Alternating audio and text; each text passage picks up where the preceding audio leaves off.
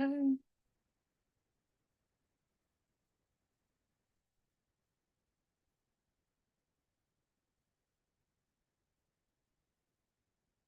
Having lived through a lot.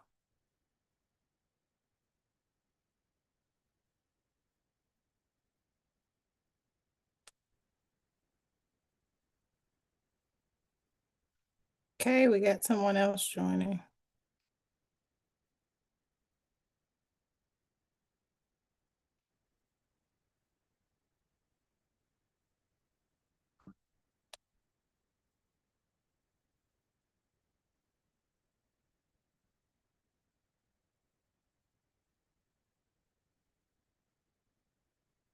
All right, guys, we are going to get started. First and foremost, welcome to Wealth Builder Wednesday.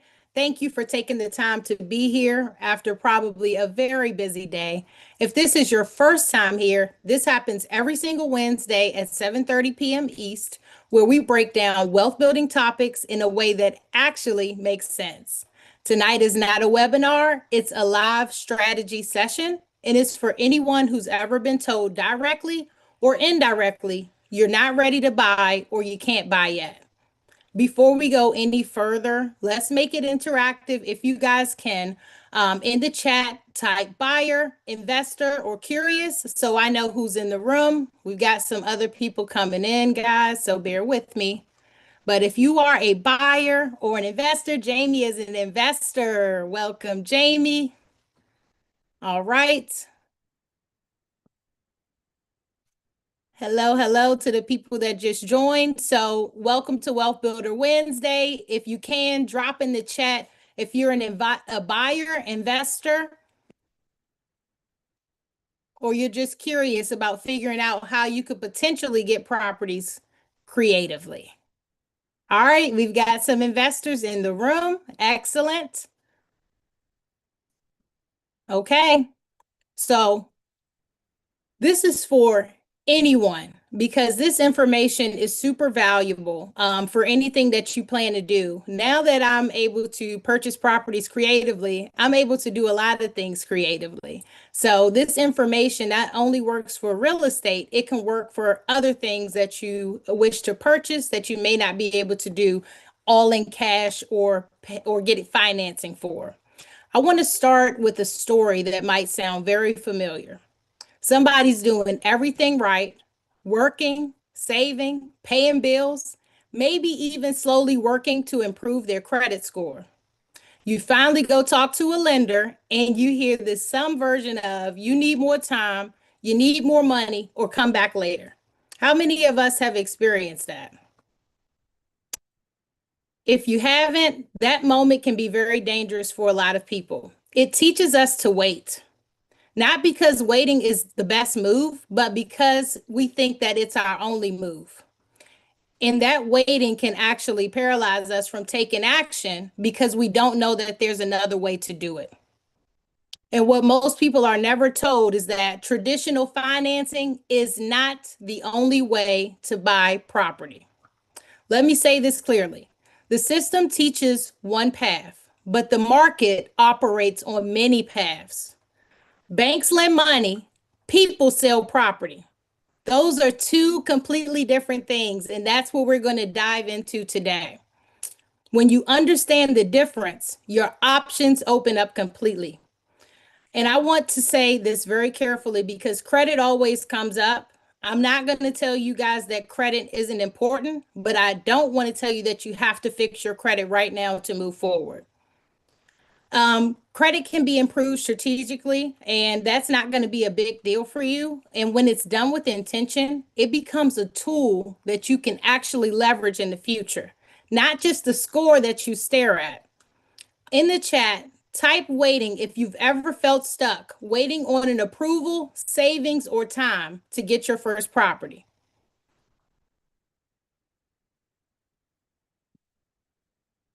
Anybody been stuck waiting? Okay, Theresa has been waiting because Ed has been waiting. Thank you, Ed.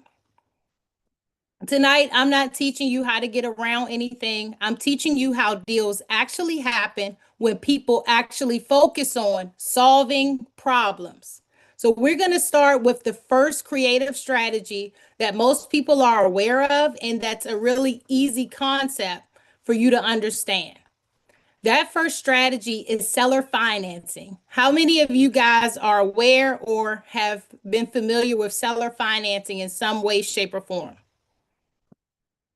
Okay. So seller financing usually happens when a seller owns the property free and clear, meaning there's no mortgage on the property. They've paid it off or they purchased the property in cash. They own the property, but they may not need all of that cash right away. I know that might sound crazy to you. They might care more about monthly income, or they might be thinking long term, not just about a lump sum. Again, we're diagnosing someone's situation and finding a way for us to get into that property. Okay. So this is often a tired landlord, an older seller that's thinking about steady income. How many people do we know that's on a fixed income that may get a check every month? If they get a lump sum of cash, that check that they need to support themselves may actually stop. So some of these tired landlords that are older prefer to get the money over time in installments. Someone might be selling a rental or a second property, meaning they already are a homeowner and they don't need this cash right away to buy another property. This may also be someone who values predictability over speed. For them, seller financing isn't risky, it's logical. They're trading a property for predictable cash flow. We can't assume that every person that owns a piece of property is the same, guys. We have to listen to what their situation is and create a solution that makes sense for them. Type income if monthly income would matter more than a lump sum to you. I won't be typing income because I love lump sums. But some people on this call may care more about income. Theresa cares more about income. And I know that she has access and owns multiple properties. So Theresa may be your seller finance seller. You never know who is in the room or what that person's ultimate goal is. So when we talk about creative, really what we're focusing on is hearing the person out and listening to what the real issue is. Okay? Any questions about seller financing before I move on? We also call people who do seller financing the bank. Let me explain to you why seller financing is beneficial to an investor like us on this call. A lot of us may not be able to qualify for a loan traditionally. The interest rates are really high right now. And instead of me going to a bank, which is totally separate from the property ownership, and saying, let me get a brand new loan, let me give you all of my documents, give you my arm, my leg to possibly still not qualify, I'd rather directly go to the seller who owns the property. Say the property's worth $500,000. That's basically like a $500,000 loan you could get from the bank. All you're going to do is directly negotiate terms with that seller as if they are the bank, instead of bringing a third party into this deal. Now the seller makes more money, and someone like you and I has a bigger opportunity to make more money monthly as an investor, or to be able to afford a property that we wouldn't be able to afford with the 6% interest rate on top of it. Are y'all with me? Is that clear? Was that example helpful for you to understand what seller financing is? Any questions about seller financing at all, please drop it in the chat. If you're any questions on the live, let me check. We have a lag there. We're good. Okay. We're crystal clear on seller financing. Now, here's the one that a lot of people have trouble wrapping their mind around or don't completely understand the concept. And that is subject to, meaning we're going to purchase that property subject to the existing mortgage. Now, why would I want to do that? Some people right now, a lot of folks, I love to look for people that bought properties in 2021, have a 2 or 3 or 4% interest rate. how beneficial would it be for you to get a property that has an interest rate that low? Now, subject to usually works when a seller has an existing loan with a good interest rate, is stressed, behind, or overwhelmed with their mortgage payments, needs relief more than profit, wants the payment to go away, not get it maximized. This might be someone relocating quickly for military purposes, going through a divorce, dealing with financial pressure, someone who wants their problem solved. For them, subject to isn't just about making money, it's about the relief. Again, we are in the business of solving problems, guys. You're stepping in, you're taking responsibility, and you're solving that person's problem. Now, I do have to caution you, if you are someone who doesn't have everything together, do not pitch subject to a seller if you're not going to follow through on your commitment. We are investors with integrity, and we are not here to cause a seller more grief or pain. We're here to help them. Now, what is the benefit of someone that actually says yes to a subject to offer? The person who takes the deal, their credit score is going to be improved. They're going to not have to go through the foreclosure process with a bunch of debt hanging over them. How many of us know someone that actually was been foreclosed on? Not only am I an investor, I'm a licensed real estate agent. Someone that goes through foreclosure, their credit gets hit very hard. Then they can't find another place to live because all of these people that you want to rent from want to see your credit. They want to see your income. They want your background check. They want everything. And that foreclosure is going to show up. Think about the person who has no friends or family to move in with. I'm going to let that sit.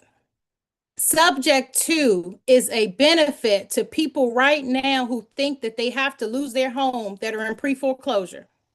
They don't have to lose their home. Even if they have low equity, this can be a solution for them, because people who don't have equity in their home, meaning they don't have any value between how much they owe on the mortgage and what the property will sell for. And most people who want to get the most for their property need to hire a licensed real estate agent to do so, meaning they have to pay them too. So they are not able to sell that home. Any questions before I go deeper into subject to? Because this is one that a lot of people have a little bit of trouble understanding. I'm going to give you an analogy to really let it hit home for you. So a great story that Pace uses in his book, Wealth Without Cash, he talks about how banks allow us a credit card if we have a good track record. And they are basically giving us credit, saying that I believe that with your history, you will make on-time payments and pay your card on time. We go to a grocery store, we swipe our credit card to buy our groceries. Those groceries belong to us. That financing belongs to the bank. When we close out that grocery tab, we get a receipt. The receipt constitutes the deed of the house. Okay, so financing and the actual property are totally separate. With subject to, we're going to take over that ownership of the home through a title company, but we're going to leave the existing financing in the original person's name. Everybody clear on that? We're not assuming the loan. We are leaving the existing financing in place, and we are taking ownership. And you have a question? I do. Subject to is Ann. something pretty new for me. And Ann is your So- licensed realtor, correct? I am. Awesome. Okay, go ahead, Ann. Thanks. So if you go through this process and let's say someone's in foreclosure or pre-foreclosure, and they like the idea of subject to so they can stay there while their kids graduate through high school or whatever. do do you as the lender make the mortgage current? What do you do with that delta between what they owe and what you're buying it for? That's a great question, Anne. So I think this will bring a lot of people clarity. So when we come in and we do a subject to purchase a home, we are not going to allow the seller to stay there. We're going to help them relocate and find somewhere else to go. Why is that? Because if they can't make the loan payment at the price that it's at then and there, then they are not able to pay us a little bit more for the property because remember, we're investors. We're buying this property subject to because it has a lower interest rate than the market interest rate, meaning that we're now able to take over this property and rent the property out more than the mortgage amount. At a 6 or 7% interest rate for myself as an investor, I have no cash flow if I were to buy the property traditionally.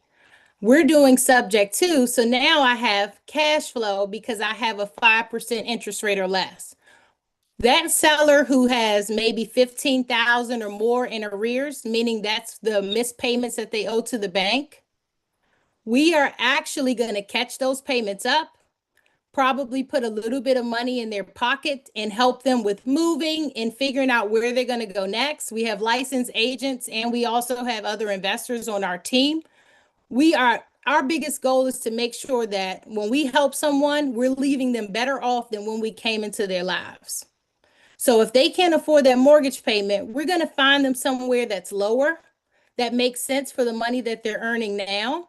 And we are going to take over that property in ownership and start renting it out or even fixing it up and reselling it. I got my buddy Aaron Washington here. We've done some really cool things together. One of the properties he found, the guy was in foreclosure and literally he caught up those back payments because the guy did not have time.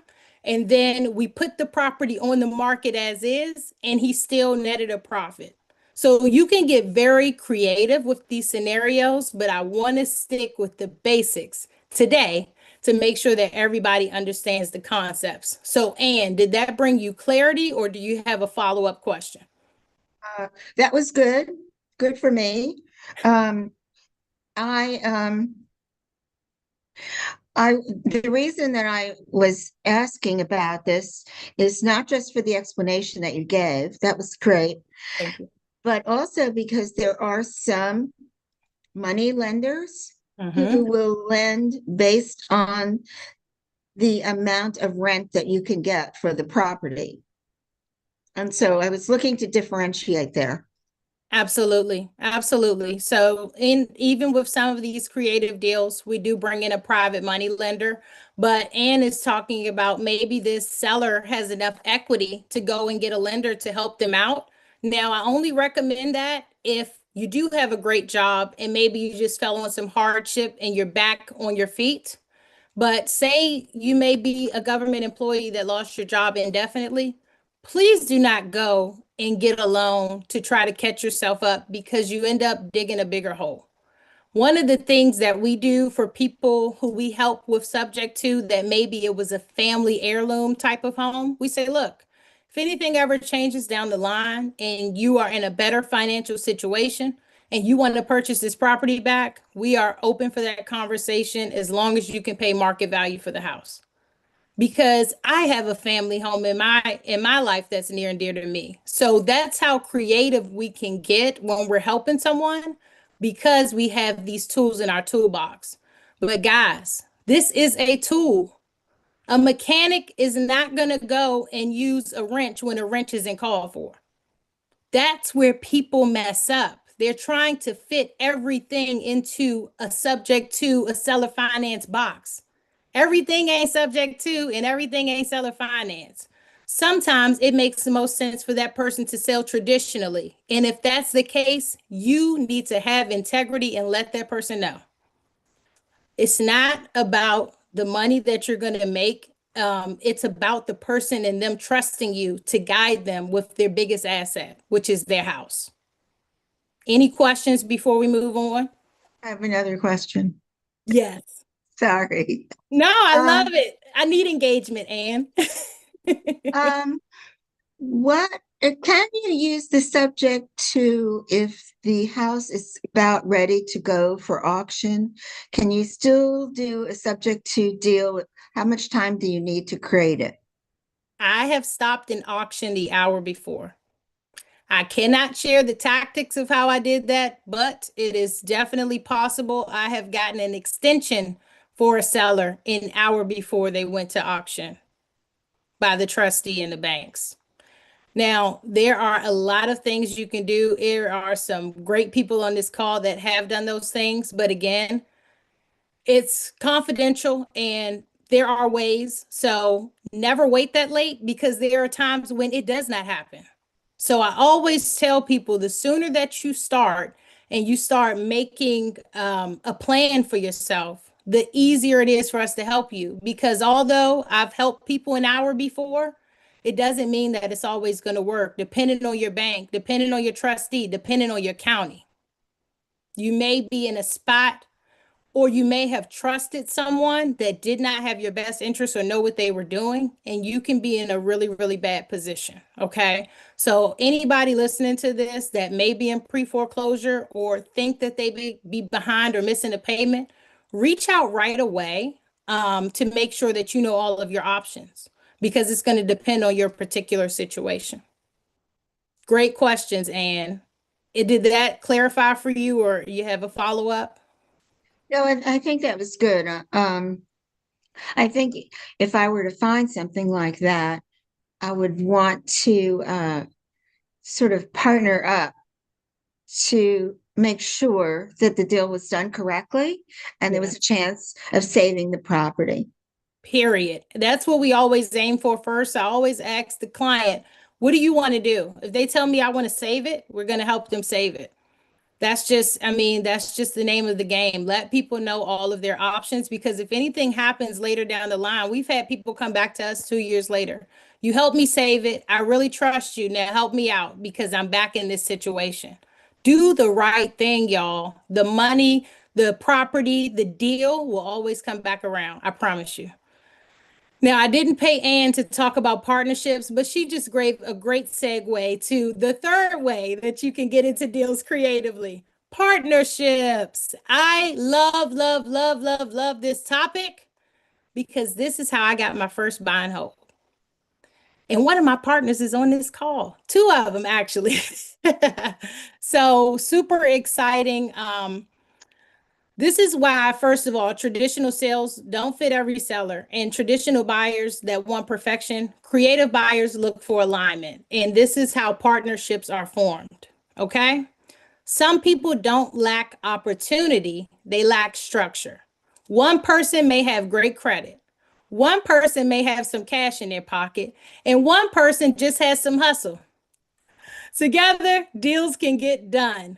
My first creative deal wasn't something that I did on my own. And I encourage you guys, just like Ann said, partner up because owning properties gets very, very hard. How many of you guys are traditional homeowners? Please type me in the chat if that's you. Please tell me who owns a home? Me, me, me. Okay. Have y'all experienced unexpected costs that you just like, oh, not right now? I know everybody probably has.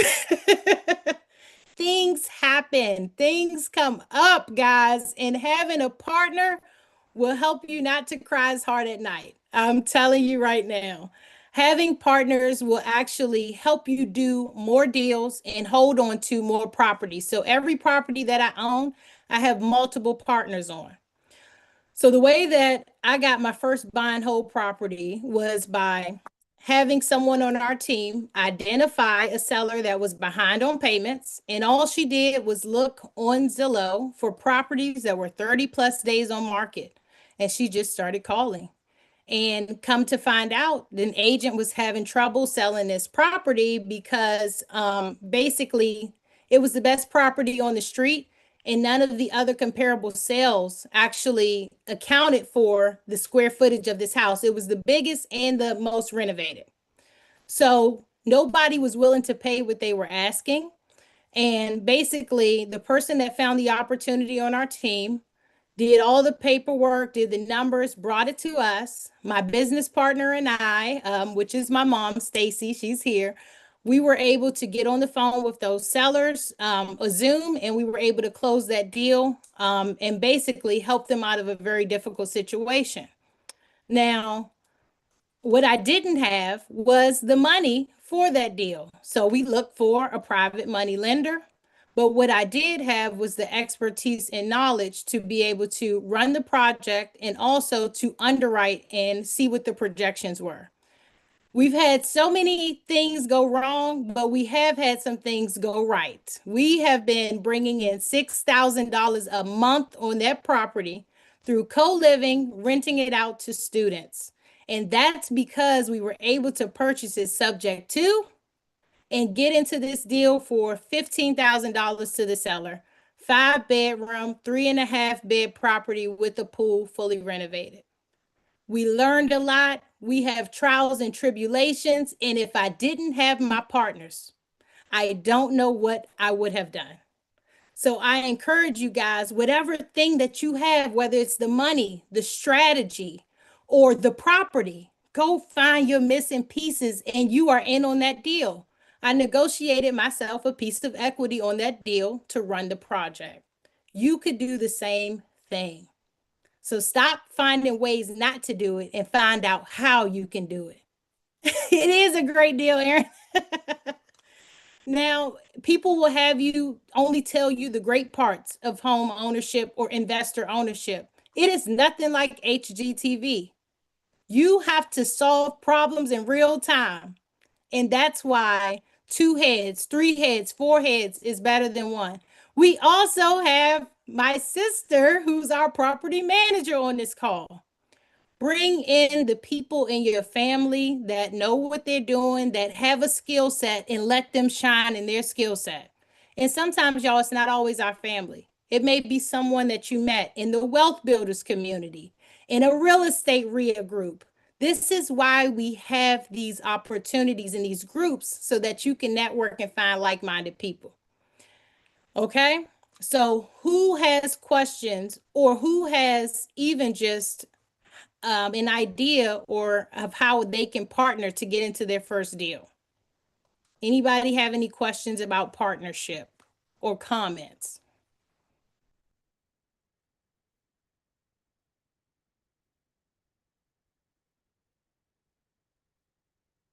Okay.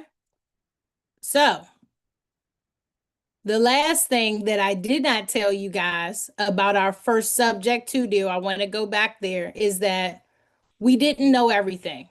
Just like with the first deals that we got, you don't have to know everything to do these things.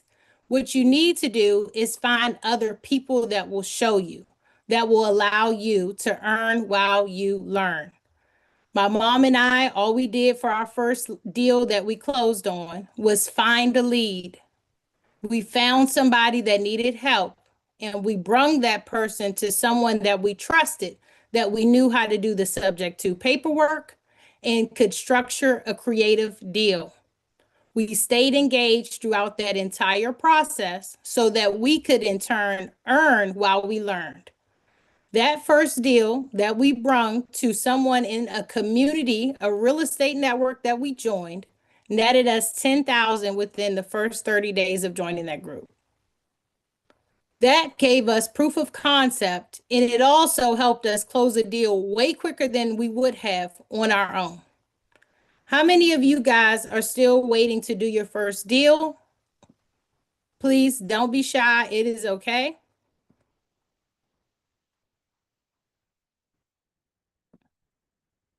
Okay. Brad said me. I know all y'all don't have your first deal yet. Yesy, okay. Is anybody going to be brave and kind of say what are some things that have been holding them back from getting their first deal?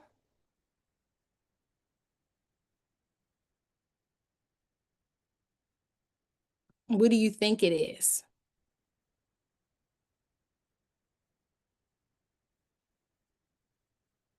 I see Yessie typing.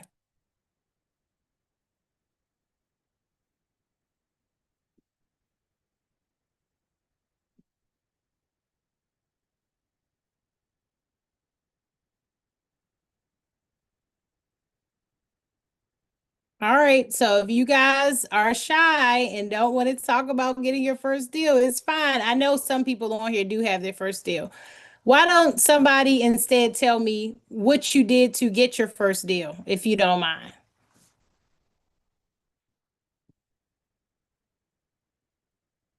Because I know Aaron has done several. Go ahead, Auntie. So when what I did was I joined the community, and then I started networking. And through the networking, I found that I was introduced to someone who needed a private money partner, Mm-hmm. and talked to them, and they were reputable. Can y'all hear me? Yes, I can hear you. Okay, good. And from the relationship that I had first of somebody bringing me to the person who needed the private money partner, is how I got introduced to the borrower, and then I was bought in that way. So my first deal was a private money partnership deal. I love that. And you can learn a lot from being a private partner, private lender without having to know everything. That is so Okay. true. I love it. Thank you for sharing that. So, guys, a lot of us, I think this Zoom was really to say, a lot of us get stuck on, I need 20% down. I got to have cash in the bank. I need an 800 credit score before I can do anything. We got not working hard enough, procrastinating in the chat. That's okay, guys. But at least you are aware of what you want to work on this year and what you can do differently to have different results. But again, we don't have to have it perfect. We just need to know all of the avenues that are available to us.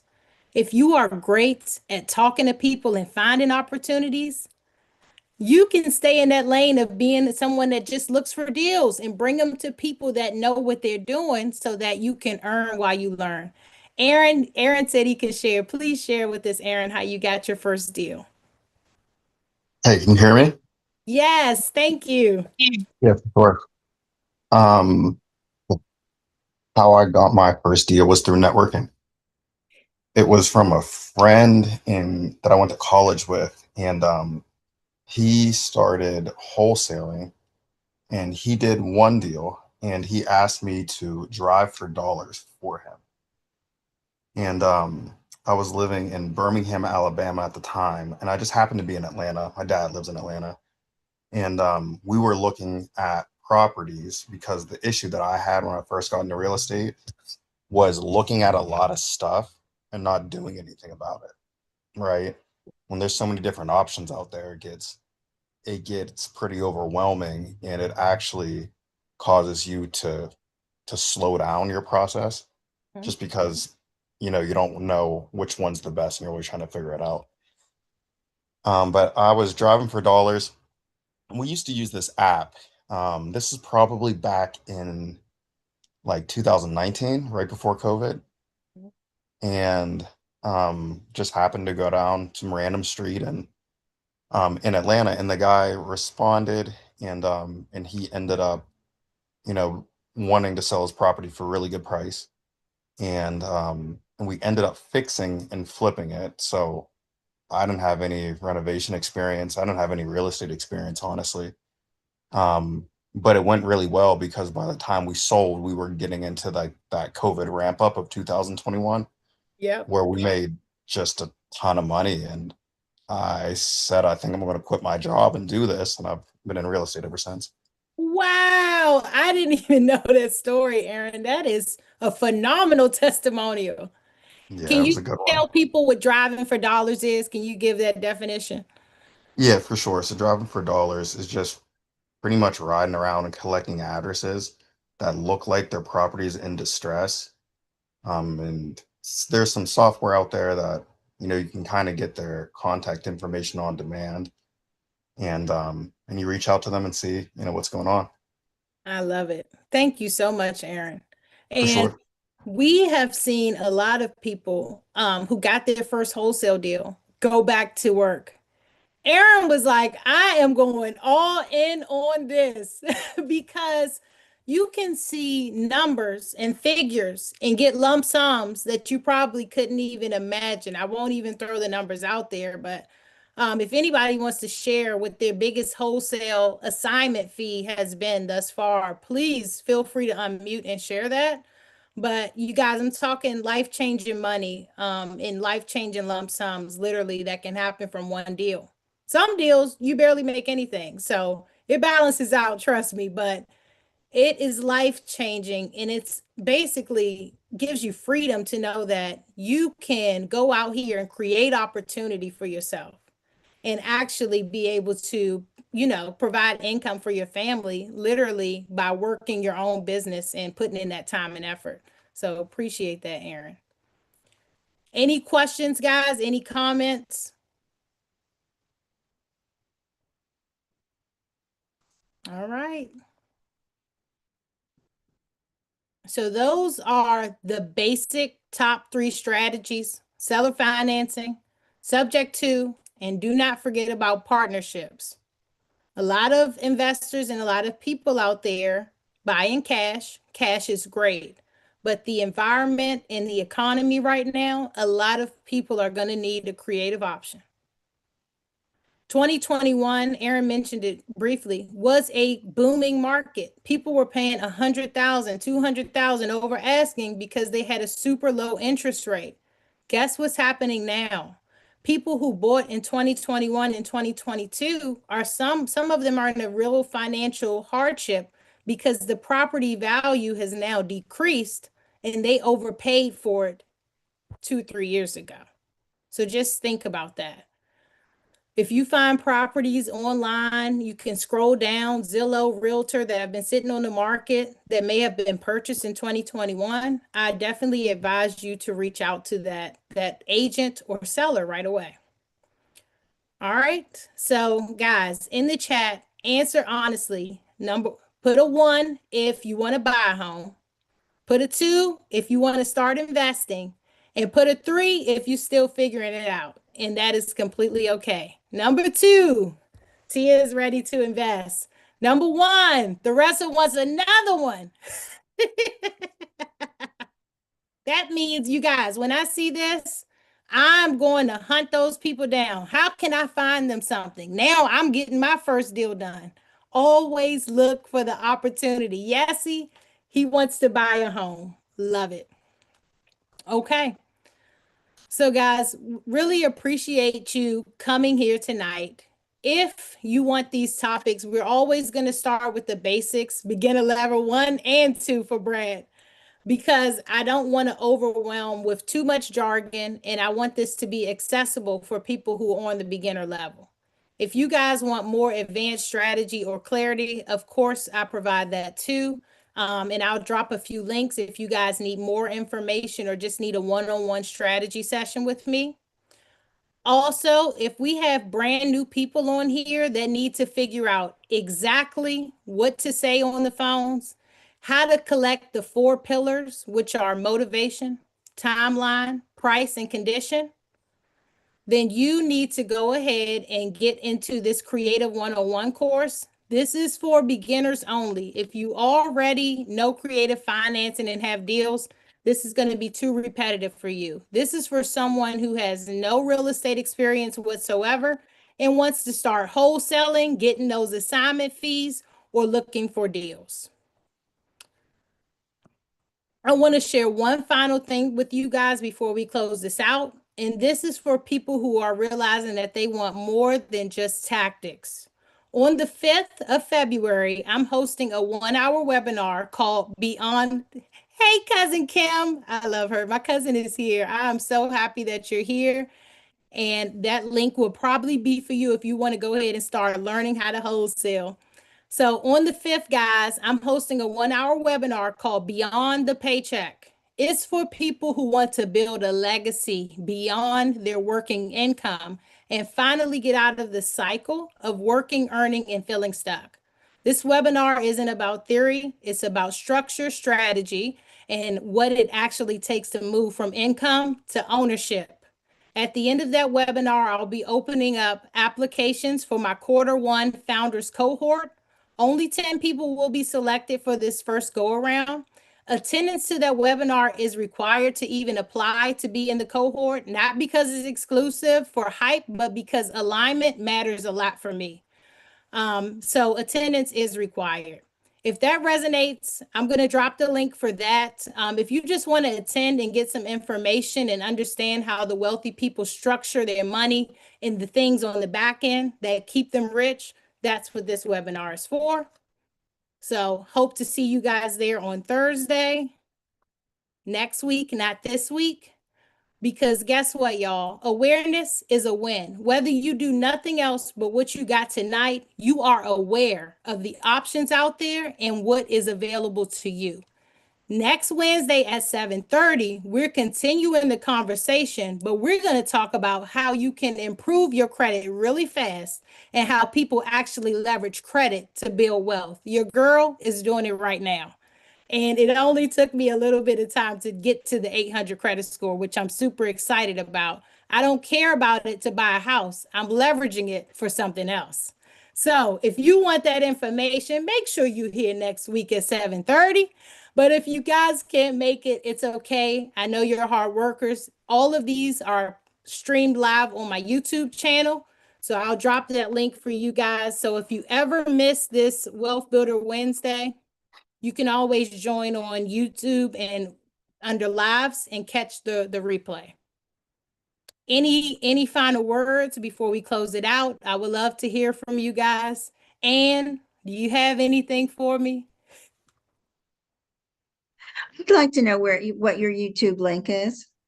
Oh, I just dropped it in the chat. Are you able to see it in there? It's the last link that just came in. Oh, okay. Maybe you just put it in. Yes, I did. If you don't see it yet, I can drop it again. I see it now. Thank you. Awesome. And if you guys register for this, you don't have to register again. You can always jump back into the Zoom the following week without having to register. It means the world to me that you guys are here after a super long day. I don't take your time lightly, and I appreciate y'all. All right, y'all have a good evening. Bye. Love. Thank you.